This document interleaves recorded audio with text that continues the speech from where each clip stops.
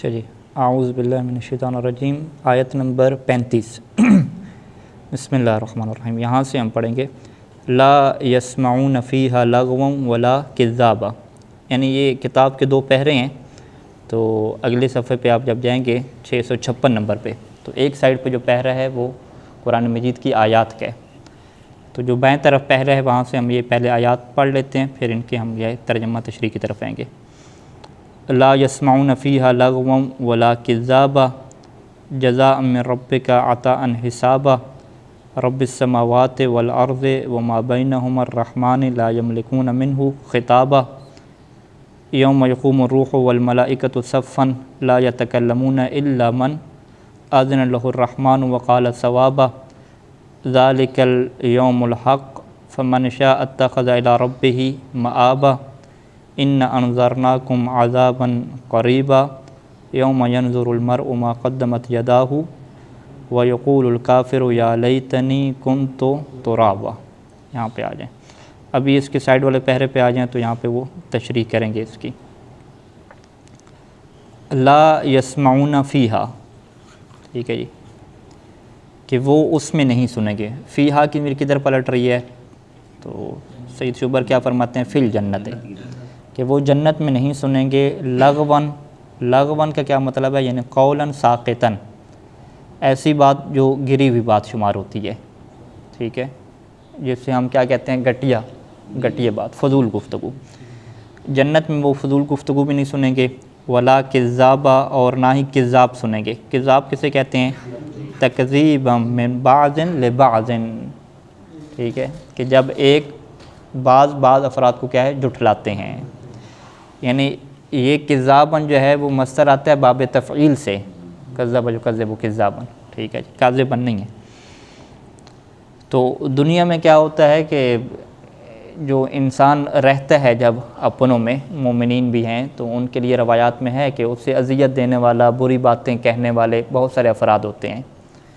تو خود یہ بھی بڑی ایک ٹینشن ہوتی ہے، ٹھیک ہے، کہ اس سے جھوٹا کہنے والے بھی لوگ ہیں، فضول باتیں بھی اس سے کرنے والے ہیں، اور غیر مناسب گفتگو اس سے کرنے والے ہیں. تو جنت میں جو ایک نعمت ہوگی بہت بڑی، کہ اس میں کوئی اس طرح کی فضول گفتگو، ایسی گفتگو کوئی بھی نہیں سنے گا کہ جس سے اس کے دل کو کیا ہے؟ ٹھیس پہنچے. اور نہ ہی اس میں کیا ہے کوئی ایک دوسرے کی کیا ہے؟ تکذیب کرے گا.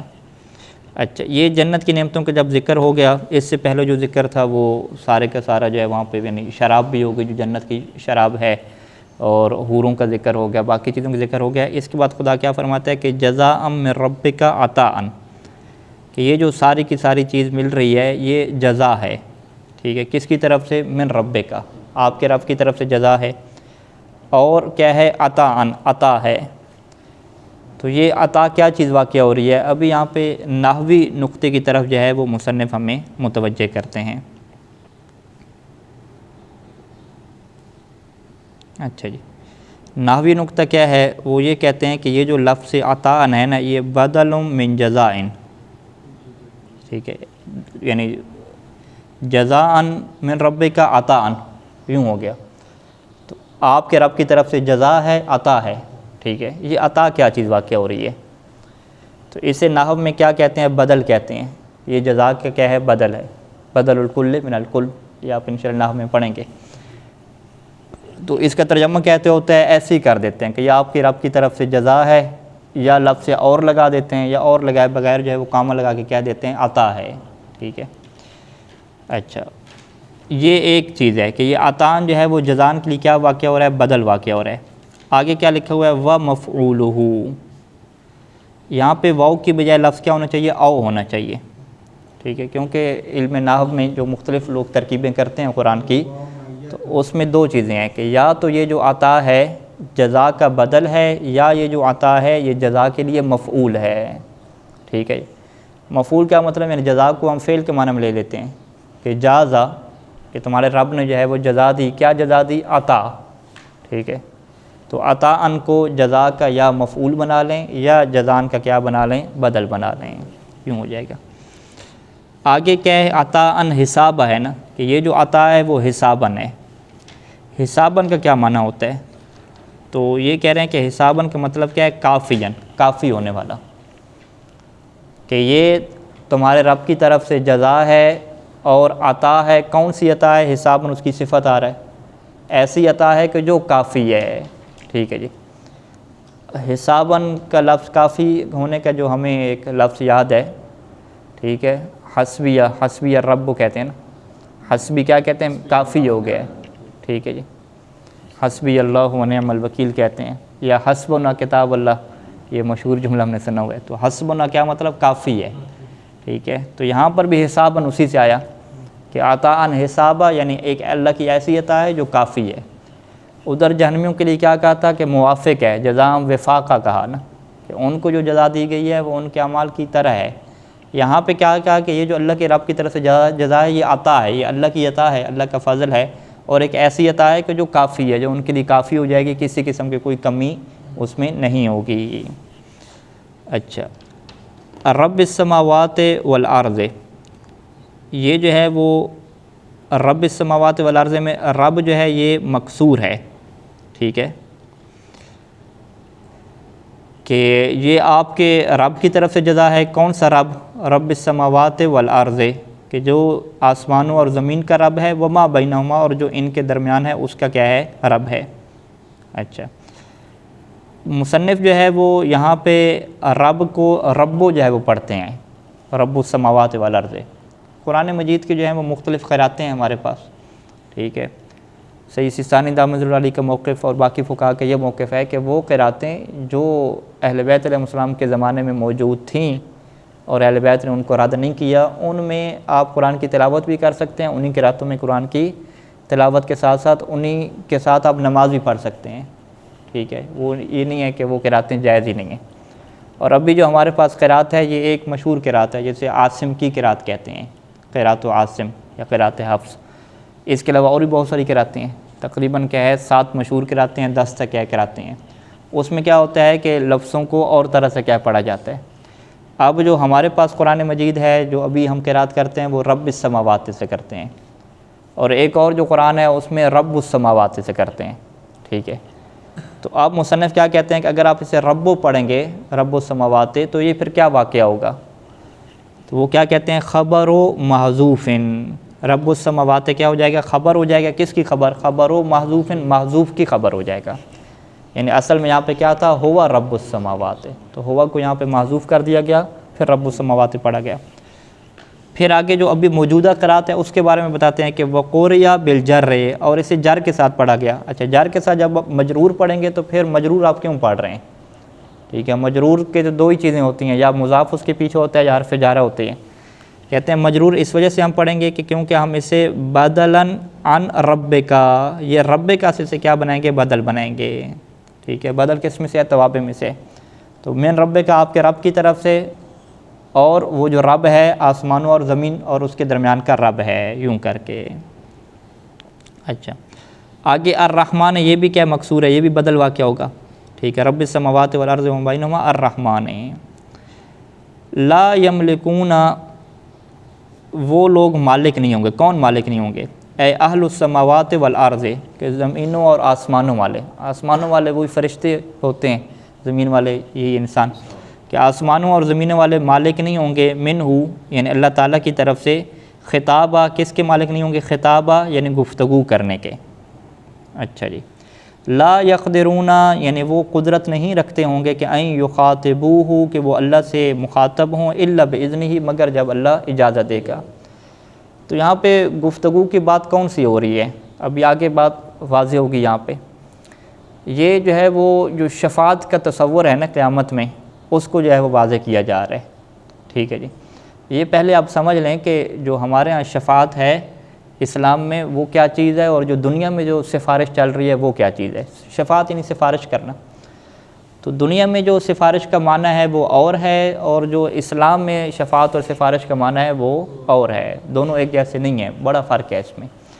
دنیا میں سفارش کیسے ہوتی ہے کہ علاقے کے ایک بڑا سیاسی ہے, ٹھیک ہے, جیسے فرض کریں ہم پنجاب میں کیا کہتے ہیں, سیاسی چودھری ہے یہ بڑا, ٹھیک ہے, اس نے جو ہے وہ سفارش کرنی ہے یونیورسٹی میں اپنے بچے کی کہ اس کو کیا دے دو, داخلہ دے دو.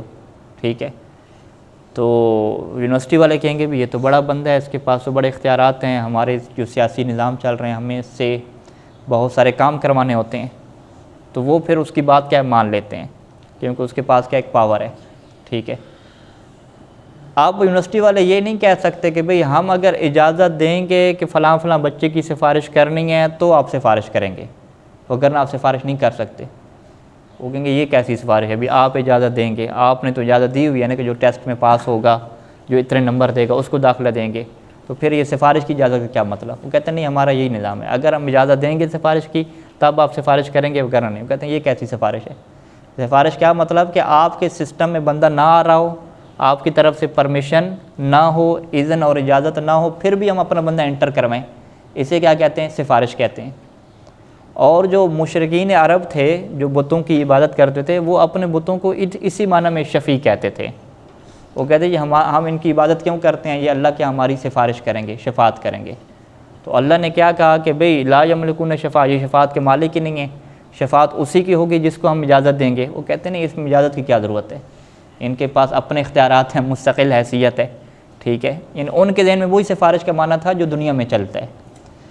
اللہ نے سفارش کون سا معنی بیان کیا؟ نہیں، ہمارے ہاں سفارش کا طریقہ کار ہے کہ ہم اجازت دیں گے کہ بھئی اس کی سفارش کرنی ہے تو وہ سفارش کریں گے۔ کہیں گے یہ بڑی عجیب سفارش ہے، بھئی اللہ خود اجازت دے گا کہ اس کی سفارش کرو تب کیا وہ چلے گا؟ یہ نظام ایسی ہے۔ یعنی فرشتوں کی اہمیت کو بتانے کے لیے، اہل بیت علیہ السلام کی اور دیگر جو ہستیاں ہیں ان کی مقام اور عظمت کو بتانے کے لیے کہا جائے گا کہ بھی اس بندے کی آپ سفارش کریں۔ اب اسی سفارش کی حال کو بیان کیا جا رہا ہے کہ سب جو ہے وہ قیامت کے دن جو ہے وہ کھڑے ہوں گے سفارش کرنے کی خاطر، فرشتے ہوں گے، اہل بیت علیہ السلام ہوں گے، مومنین ہوں گے، علماء ہوں گے، جن کے پاس جتنا سفارش ہوگی، اور یہ لوگ اللہ سے گفتگو نہیں کر سکیں گے، لا یملکون منہ خطابہ، یہ بالکل چپ ہوں گے کہ اللہ کوئی اجازت دے گا تو ہم بات کریں گے کہ یہ اس کو یہ معاف کر دیں، ٹھیک ہے۔ اور صورتحال کیا ہوگی کہ بالکل یہ لائن میں سارے کھڑے ہوں گے، لائن میں لگ کے انتظار میں ہوں گے کہ اللہ کس کس کی اجازت دے گا سفارش کی، ہم اسی کی کیا ہے سفارش کرتے جائیں گے۔ تو یہ دیکھیں، یہ تصور ہے۔ پھر اللہ کس کی سفارش کی اجازت دے گا؟ وہ پھر اہل بیت علیہ السلام نے شرائط بیان کی ہیں کہ اس کا عقیدہ ٹھیک ہو، مثلا نماز کی پابندی نہیں بلکہ نماز کو ہلکا بھی نہ لیتا ہو، ٹھیک ہے۔ یہ بہت ساری شرائط بیان کی ہیں کہ یہ جس کے اندر شرائط ہوں گی اس کی سفارش کرنے کا ہمیں اذن ملے گا تو ہم اس کی کیا کریں گے؟ سفارش کریں گے۔ یہ تصور ہے۔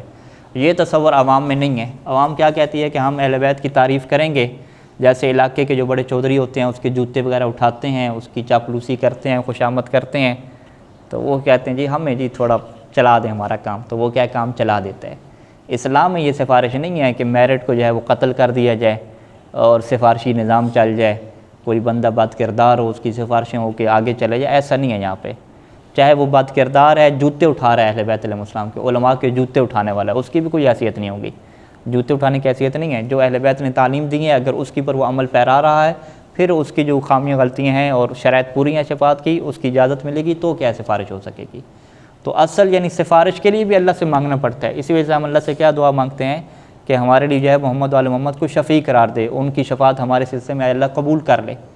یعنی شفاعت محمد وآل محمد کر رہے ہیں، ہم اللہ سے دعا مانگ رہے ہیں کہ وتقبل شفاعتہ، کہ اللہ ان کی شفاعت کو تو قبول کر۔ تو اصل جو نظام اور پاور پھر اللہ کی چل رہا ہے، ٹھیک ہے۔ ادھر جو دنیا میں دیکھیں تو پرنسپل صاحب کی پاور نہیں چل رہی، پاور کس کی چل رہی ہے؟ جو سفارش کرنے والے اس کی چل رہی ہے۔ اللہ کے ہاں جو ہے وہ پاور کس کی چل رہی ہے؟ سفارش والے کی نہیں، سفارش والے کی ذرا برابر پاور نہیں چل رہی، ساری پاور اللہ کی چل رہی ہے۔ اللہ خود طے کر رہا ہے کہ اس کی سفارش کرو تو ٹھیک ہے، اس کی سفارش نہ کرو تو ٹھیک نہیں ہے۔ یہ سفارش کا تصور ہے کہ جس کو اگر آپ کہیں تو اس کو سفارش کا نام دینا بھی کیا ہے؟ مشکل ہے کہ یہ کیسی چیز سفارش ہے۔ لیکن اس سے کیا کہتے ہیں؟ شفاعت باذن اللہ، یہ وہ شفاعت ہے جو اللہ کے کہنے سے ہوتی ہے۔ اب آپ پرنسپل صاحب کہیں کہ جی آپ لوگ سفارش لے کر آئیں لیکن ہم طے کریں گے، ہم اجازت دیں گے تو سفارش ہوگی، لوگ کہیں گے ہم اس سفارش کو مانتے ہی نہیں ہیں، ٹھیک ہے۔ لیکن اللہ نے کیا ہے؟ شفاعت کا یہی کہا کہ شفاعت کا مالک فقط اللہ ہے اور وہ اسی کو شفاعت کا حق دے گا جس کو وہ اجازت دے گا۔ یہاں پر ایسی ہے۔ اچھا، یوم، اس دن کیا ہوگا؟ یقوم الروح، کہ روح کھڑے ہوں گے، والملائکۃ، روح اور ملائکہ کھڑے ہوں گے۔ اب یہاں پہ یہ بحث آتی ہے کہ اللہ نے دو چیزوں کو ذکر کیا، ایک روح کو ذکر کیا اور ایک ملائکہ کو ذکر کیا، تو کیا جو ہے وہ روح ملائکہ سے ہٹ کے ہیں؟ ٹھیک ہے۔ تو مصنف یہاں پہ کیا کہتے ہیں کہ یوم یقوم الروح، کہ وہاں پہ روح کھڑے ہوں گے سفارش کرنے کے لیے۔ روح سے مراد تین جو ہے وہ احتمال ہیں، یعنی علماء کے درمیان اختلاف ہے، تحقیق میں جب آپ جائیں گے تو ظاہری بات ہے کسی ایک کو اختیار کرنا ہوگا۔ پہلا کیا ہے کہ روح سے مراد حضرت جبرائیل ہی ہیں، ملائکہ سے ہٹ کے ان کو الگ کیوں ذکر کیا؟ کیونکہ ان کے کیا مقام و مرتبہ زیادہ ہے۔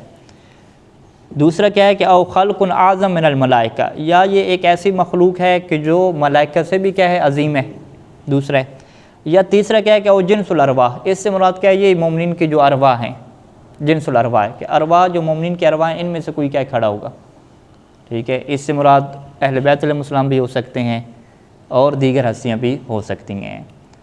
اچھا، والملائکہ، اور ملائکہ بھی کھڑے ہوں گے، کس حالت میں کھڑے ہوں گے؟ صفاً، ٹھیک ہے، صف بنا کے۔ صف بنانے کو کیا کہا؟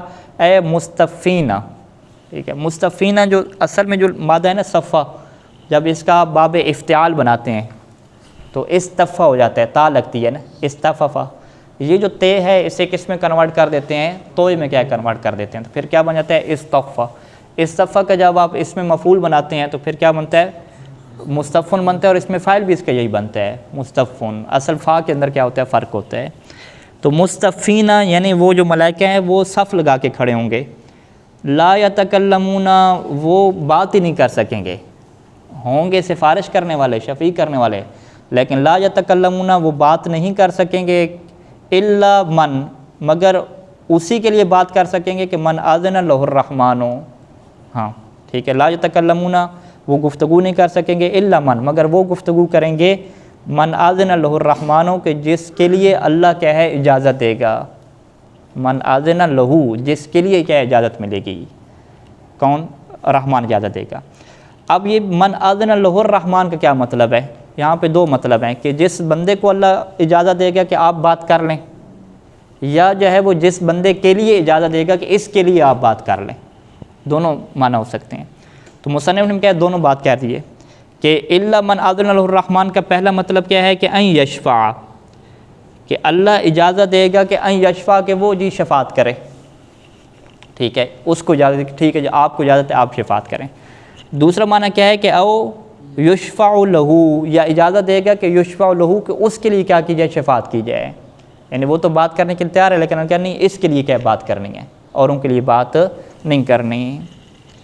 اچھا، الا من اذن لہ، مگر یہ کہ اللہ جس کو اجازت دے گا، اور وقال ثوابا، اور جس کے لیے اجازت دے گا وقال ثوابا، اس کی حال کیا ہوگی کہ وہ درست بات بھی کہتا ہوگا، ٹھیک ہے۔ دو چیزیں ہوں گی، ایک تو اللہ کی طرف سے اذن ملے گا کہ بھی اس کی صفات کرنی ہے، وقال ثوابا، اور دوسری اس کے اندر صفت کیا ہوگی کہ جس کے لیے شفاعت کی جا رہی ہوگی وہ ثواب کہتا ہوگا، درست بات کہتا ہوگا۔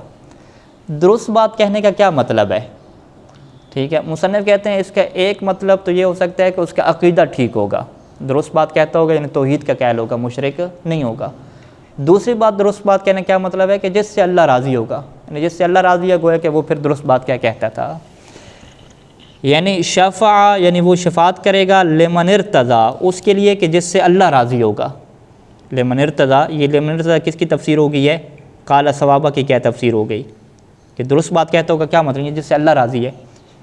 او شاہدہ بالتوحید، یا اس کی دوسری تفسیر کیا ہے؟ قال ثوابہ، یعنی جو توحید کی گواہی دیتا ہوگا، ٹھیک ہے۔ اچھا، اس کے بعد کیا لگنا چاہیے؟ عبارت پہ ایک کامہ لگنا چاہیے، کامہ لگ کے آگے کیا ہے؟ ایک اور چیز ہے، انہم علیہم السلام نحنہم، ٹھیک ہے۔ انہم علیہم السلام یعنی اہل بیت علیہ السلام سے روایت ہے، انہم کیا مطلب؟ یعنی اس سے روایت ہے، اہل بیت علیہ السلام سے روایت ہے۔ کیا روایت ہے؟ کہ نحنہم، کہ وہ کون ہیں کہ جن کو اجازت مل رہی ہے سفارش کرنے کی، نحنہم، وہ ہم ہیں، ٹھیک ہے جی، واضح۔ تو یہاں سے کیا ہوتا ہے ان روایات کو دیکھ کر کہ جب اہل بیت علیہ السلام کی روایات اس تفسیر میں آئیں کہ جن کو اجازت ملے گی کہ آپ شفاعت کریں اور وہ کھڑے ہوں گے شفاعت کرنے کی خاطر، اہل بیت نے کہا یہ ہم ہیں، یعنی پھر روح کی تفسیر یہاں سے واضح ہو جاتی ہے کہ روح سے پھر مراد کیا ہے؟ وہ اہل بیت علیہ السلام ہے، تو یہ تفسیر ہو جائے گی۔ ذالک الیوم الحق، یہ دن کون سا حق ہے؟ حق کیا مطلب؟ یعنی الثابت الوقوع لا محالہ، یعنی ایک ایسا دن کہ جس نے لا محالہ ہو کر رہنا تھا، لا محالہ یقینی طور پہ۔ فمن شاء اتخذ الی ربہ مآبا، پس جو چاہتا ہے وہ کیا کرے؟ اتخذ الی ربہ مآبا، وہ اپنے رب کی طرف کیا بنا لے؟ مآبا، اپنا ٹھکانہ بنا لے، یعنی مرجع، یعنی بازگشت، مرجع کیا ہے؟ پلٹنے کی جگہ، مرجع بنا لے۔ کیسے بنا لے؟ بطاعتی، اپنی طاعت کے ذریعے سے، بطاعت ہی یعنی اس کی اطاعت کے ذریعے سے، اس کی اطاعت کر کے وہ اپنے رب کے ہاں اپنا ٹھکانہ بنا لے۔ رب کے ہاں ٹھکانے کا مطلب کیا ہوتا ہے؟ یعنی جنت، ٹھیک ہے۔ اور رب سے ہٹ کے ٹھکانہ بنانا یعنی جہنم۔ اِنَّا أَنذَرْنَاكُمْ ہم نے تمہیں ڈرایا تھا، ایھا الکفار اے کافرو، کس بات سے ڈرایا تھا؟ عذاباً قریبا، اس عذاب سے جو قریب ہے، ٹھیک ہے، جو نزدیک ہے۔ قریباً کے جو تفسیر کرتے ہیں، یعنی قریباً کا کیا مطلب ہے؟ یعنی عذاب الآخرت الآتی، کہ قریب سے یہ مراد نہیں ہے کہ جو 1 سال بعد آ جائے گا، 2 سال بعد آ جائے گا۔ قریب سے مصنف کیا کہتے ہیں کہ اس سے مراد آخرت کا عذاب ہے، اور قیامت کیا قریب ہے یا دور ہے؟ ٹھیک ہے، ہم کیا کہتے ہیں کہ نہیں پتہ قریب ہے یا دور ہے، ٹھیک ہے، تو بہرحال اسے ہم دور ہی کہیں گے، اتنا قریب تو نہیں کہیں گے، کیونکہ ابھی امام زمانہ کا ظہور ہوگا، پھر ان کی حکومت یعنی 70 سال کے مطابق تو چلے گی، پھر اس کے بعد باقی اہل بیت علیہ السلام کی حکومت بھی چلنی ہے، تو مطلب اتنا قریب تو نہیں ہے، ٹھیک ہے، دور ہے۔ تو لیکن آخرت کے عذاب کو قریب کہتے ہیں، کیوں قریب کہتے ہیں؟ ایک قانون مصنف دیا کہ کل آت قریب، کہ لغت میں ہر آنے والے کو کیا کہتے ہیں؟ قریب کہتے ہیں، ٹھیک ہے جی۔ ایک قریب کا مطلب کیا ہے کہ جس کا زمانہ قریب ہو۔ ایک قریب کسے کہتے ہیں؟ ہر آنے والی چیز، ہر آنے والی چیز کو کیا کہتے ہیں؟ قریب کہتے ہیں۔ یہ دو معنی ہو گئے نا، ٹھیک ہے۔ تو یہاں پہ جو قریباً کا مطلب ہے وہ نزدیک اور قریب کا نہیں ہوگا، ٹھیک ہے۔ یہاں پہ ہم کیا مطلب کریں گے کہ ہم تمہیں آنے والے عذاب سے ڈراتے تھے، ٹھیک ہے، ہم تمہیں آنے والے عذاب سے ڈراتے تھے۔ اس کی وجہ کیا ہے؟ کیونکہ ہر آنے والی چیز کو عربی میں کیا کہتے ہیں؟ قریب کہتے ہیں۔ اب آپ یہاں پہ ترجمے دیکھیے گا کہ کس مترجم نے اس کا ترجمہ جو ہے وہ آنے والا عذاب کیا ہے، اور کس نے اس کا ترجمہ کیا ہے؟ نزدیک کا کیا ہے۔ اگر اس نے یہ ترجمہ کیا کہ ہم تمہیں ڈراتے تھے نزدیک والے عذاب سے، قریب والے عذاب سے، تو یہ ترجمہ غلط ہو جائے گا، کیونکہ یہاں پہ جو قریب ہے وہ اردو والے نزدیک کے معنی میں ہے ہی نہیں۔ اگر اس مترجم نے یہ ترجمہ کیا ہے کہ ہم تمہیں ڈراتے تھے آنے والے عذاب سے، تو پھر یہ ترجمہ کیا ہو جائے گا؟ درست ہو جائے گا۔ اور وہ اپلیکیشن کون سی دی تھی آپ کو؟ اس میں آپ یہ چیک کیجئے گا کہ کس مصنف نے کیا درست ترجمہ کیا ہے۔ اچھا، یوم ینظر المرء ما قدمت یداہ، اس دن مرء کیسے کہتے ہیں؟ ہر شخص، ہر انسان دیکھے گا ما اس چیز کو قدمت یداہ جو اس کے دونوں ہاتھوں نے قدمت آگے بھیجا ہے، وہ کیا بھیجا ہے؟ من خیر و شر، چاہے وہ نیکی ہے یا برائی ہے۔ وَيَقُولُ الْكَافِرُ، اور کافر کیا کہے گا؟ یا لیتنی کنت ترابا، کہ کاش جو ہے وہ میں مٹی ہو جاتا۔ اب یہ جو جملہ ہے کافر کا کہ میں مٹی ہو جاتا ہے، اس کا کیا مطلب ہے؟ ٹھیک ہے، اس کی تفسیر میں کیا ہے؟ اس کے ترجمہ میں اختلاف ہے۔ مصنف یہاں پہ کیا ہے؟ بہت سارے معنی ذکر کرتے ہیں۔ پہلا معنی کیا ہے کہ مٹی ہونے کا اس کا یہ مطلب ہے کہ لم اخلق فی الدنیا ولم ابعث الیوم، لم اخلق فعل مجہول، کہ مجھے خلق ہی نہ کیا جاتا، ٹھیک ہے۔ تو آپ کو میں کاش مٹی ہو جاتا، یعنی مجھے خلق ہی نہ کیا جاتا، مجھے خلق ہی نہ کیا جاتا، اور نہ ہی آج کے دن اٹھایا جاتا، نہ پیدا ہوتے نہ کیا ہے اٹھتے۔ ایک یہ مطلب ہے مٹی ہونے کا۔ یا دوسرا کیا ہے کہ وہ کہہ رہا ہے کہ میں مٹی ہو جاتا، یعنی حال البہائم، کہ میری جو صورتحال ہے وہ ان جانوروں والی ہوتی، ٹھیک ہے۔ یہ وَإِذَا الْوُحُوشُ حُشِرَتْ قرآن مجید کی آیت ہے کہ قیامت کے دن جو ہے وہ جانوروں کو بھی اٹھایا جائے گا، ٹھیک ہے۔ اب جانوروں کو اٹھا کے وہاں پہ کیا نظام ہوگا؟ ان کو جنت جہنم ملے گی؟ نہیں، ان کو اٹھایا جائے گا، اور جس جانور نے دوسرے جانور پہ ظلم کیا ہے یا انسان نے اس کے اوپر ظلم کیا ہے تو اس کو کیا ملے گا؟ قصاص ملے گا۔ قصاص ملنے کے بعد ان کو مٹی میں تبدیل کر دیا جائے گا، ان کو کیا کر دیا جائے گا؟ ختم کر دیا جائے گا۔ قصاص اور بدلہ ان کو دے دیا جائے گا، کسی جانور نے دوسرے جانور کو مارا ہے، انسان نے ظلم کیا ہے، جو بھی اس کا بنتا ہوگا وہ دینے کے بعد اسے کیا ہے؟ ختم کر دیا جائے گا۔ یہ نہیں ہے کہ پھر جنت میں ہمیشہ کے لیے رہیں گے۔ تو کافر جب یہ دیکھیں گے کہ بھئی جانوروں کے ساتھ یہ سلوک ہو رہا ہے کہ یہ مٹی بن رہے ہیں، تو وہ بھی کہیں گے کہ یا لیتنی کنت ترابا، وہ بھی کہیں گے کہ کاش میں بھی کیا بن جاتا؟ مٹی بن جاتا، کہ میرا حساب کتاب کر کے مجھے ختم کر دیتے۔